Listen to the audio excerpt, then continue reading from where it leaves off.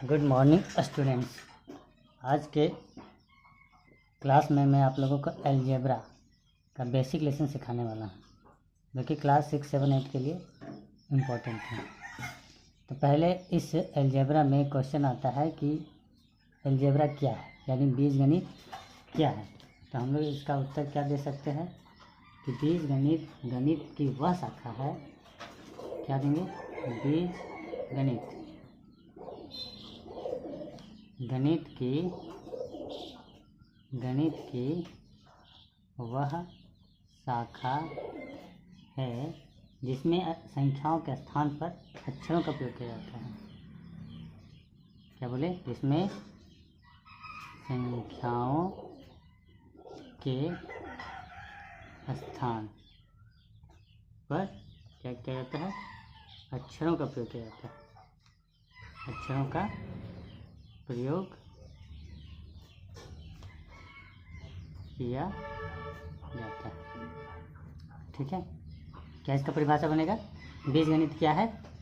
बोलेंगे बीजगणित गणित की वह शाखा है जिसमें संख्याओं के स्थान पर अक्षरों का प्रयोग किया जाता है। ठीक है, जैसे लिखा रहता है x + 5 2x 5x 3y + z। इस तरह से देख रहे हैं इसमें, ये तो संख्या, लेकिन इसके साथ क्या प्रयोग हुआ है? अक्षर। तो इस तरह के अक्षरों का प्रयोग हुआ रहता है, तो बीजगणित के अध्याय में आता है।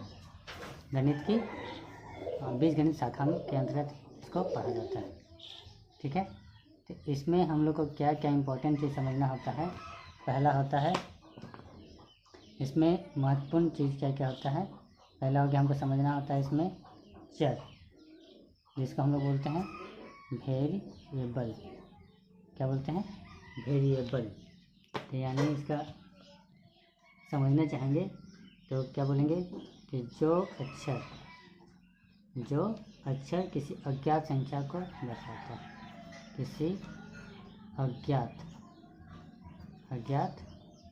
संख्या को दर्शाता है। ठीक है, चर किसको बोलेंगे? जो किसी अज्ञात संख्या को दर्शाता है। जैसे इसमें देखिए तो ये x और यहाँ 5 है। 5 में तो समझ में आता है कि ये 5 है, लेकिन x क्या है ये समझ में आता है? कोई भी संख्या इसका हो सकता है, 1 2 3 4 5 6 7। चलिए और उदाहरण यहाँ देखते हैं। जैसे x = 5 मान लीजिए लिखा हुआ है, y = 10 लिखा हुआ है। इसमें कभी कहीं कहीं x बराबर कितना निकल जाता है? 10 निकल जाता है। y बराबर कहीं कहीं 5 निकल जाता है। इसका मतलब क्या समझे कि x जो कभी 5 भी हो सकता है, कभी 10 भी हो सकता है, लेकिन जब तक उसका मान ना निकले तब तक अज्ञात रहता है। यानी जो अक्षर है ये सबको क्या बोला जाता है? वेरिएबल। जैसे इसमें x वेरिएबल हो गया, x वेरिएबल हो गया, x variable, y variable, y variable. ठीक है, और आगे समझते हैं, और आगे आने वाली बातों से आप क्लियर समझ पाएंगे। और एक इसमें होता है कांस्टेंट। क्या होता है? कांस्टेंट। चर के बाद आगे क्या समझना हमको? अचर। ठीक है, अचर राशि यानी कांस्टेंट।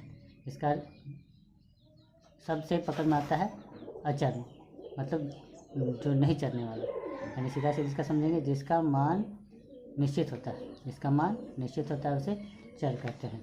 जैसे यहाँ पे हम लोग लिख सकते हैं, जैसे में कोई भी संख्या ले सकते हैं, जैसे 2 हो गया, 5 हो गया, 100 हो गया। ये सब का मान एक निश्चित मान होता है, जबकि x y z जैसे अज्ञात, इसमें और कोई भी अक्षर ले सकते हैं। जैसे चर में हो गया x y z a b c d, अक्षर कोई भी अक्षर हो गया। लेकिन अचर में क्या होता है? कोई संख्या आता है। अगर दोनों का समझेंगे साधारण अर्थ में, तो चर हो गया कोई भी अक्षर और अचर हो गया कोई भी संख्या। ठीक है, तो अगर साधारण अर्थ में समझना चाहेंगे कि चर क्या हो गया? कोई भी अक्षर। ठीक है, अचर क्या हो गया? कोई भी संख्या। ठीक है, चर अचर का मतलब समझे। चलिए आगे कुछ और इसके बारे में बात करते हैं और क्लियर समझ में आएगा। इसमें आगे आता है अलजेब्रिक एक्सप्रेशन, यानी बीजीय व्यंजक। क्या आता है? बीज व्यंजक। बीज व्यंजक क्या होता है? दोनों को, यानी चर और अचर मिलाकर बने पद या व्यंजक को बीज व्यंजक कहते हैं।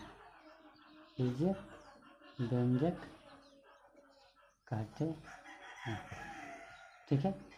जब चर और अचर दोनों मिल जाता है, जैसे हम लोग बोल सकते हैं x+5। इसमें देखिए, ये हो गया चर और ये हो गया अचर, दोनों मिल गया तो दोनों का नाम क्या हो गया? जब दोनों मिल गया तो इस दोनों का नाम हो गया बीज व्यंजक। क्या नाम हो गया? बीज व्यंजक। और इसी में आते हैं, और एक चीज़ यहाँ देखिए, इसमें x है और 5 है, तो इसमें एक इसको पद बोलेंगे, सिंगल को पद बोलेंगे। तो इसमें पूछा जाएगा कितने पद का व्यंजक है? तो 1, 2। ठीक है, यानी एक बात इसमें और समझना है, पद। ठीक है, तो क्या इसका पद का क्या मतलब हो गया कि व्यंजक के प्रत्येक भाग को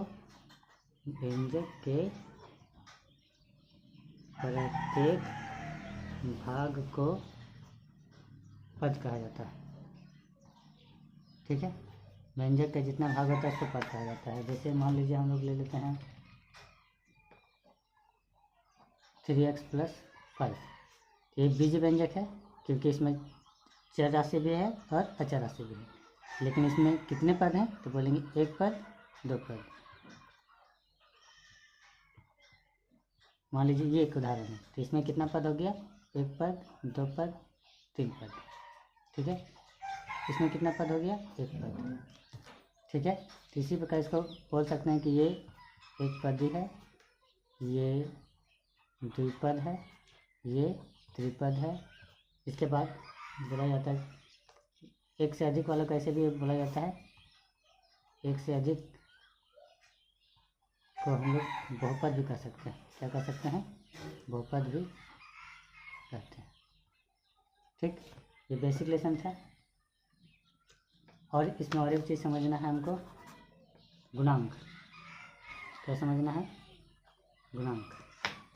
तो इसको कैसे समझेंगे?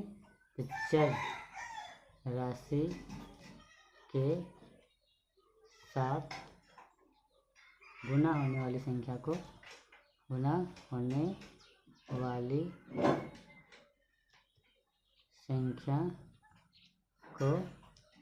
कहते हैं। ठीक, जैसे यहाँ पे सर 5x है, तो इसमें x, ये जो है चर राशि के साथ कौन गुना हो रहा है? 5। तो यहाँ पे क्या लिख सकते हैं? x का गुणांक बराबर 5। ठीक है, मान लीजिए यहाँ पे है 6y, तो इसमें क्या लिखेंगे या क्या बोलेंगे? y का गुणांक कितना है इसमें? 6। ठीक है, यानी इस अध्याय में हम लोग ने अभी तक जो चर्चा किए हैं, पहला चर्चा किए कि बीजगणित क्या है। ठीक है, उसके बाद पढ़े हम लोग चर राशि क्या है, अचर क्या है। उसके बाद हम लोगों ने पढ़ा व्यंजक क्या है। उसके बाद पढ़ा पद क्या है। उसके बाद पढ़ा गुणांक क्या है। एक बार रिवीजन कर देते हैं कि गणित की वह शाखा है जिसमें अक्षरों को लिखा जाता है। ठीक है, क्या है? जिसमें अक्षरों का प्रयोग किया जाता है या लिखा जाता है। चर राशि क्या है? अक्षरों को, क्या सिंपल भाषा में अक्षरों को चर राशि कहा जाता है। अंकों को या संख्या को अचर कहा जाता है। चर और अचर को मिलाकर जो व्यंजक प्राप्त होता है उसे बीज व्यंजक कहते हैं। बीज व्यंजक कहते हैं। बीज व्यंजक में जितना पद का प्रयोग होता है, जितना भाग होते हैं उसको पद कहते हैं, और चर राशि के साथ जो अंक गुना होता है उसे गुणांक कहते हैं। ठीक है, तो इतना सारा चीज़ समझ गया। ये हो गया बीजगणित का परिचय। उम्मीद करते हैं आपको समझ में आया होगा। धन्यवाद।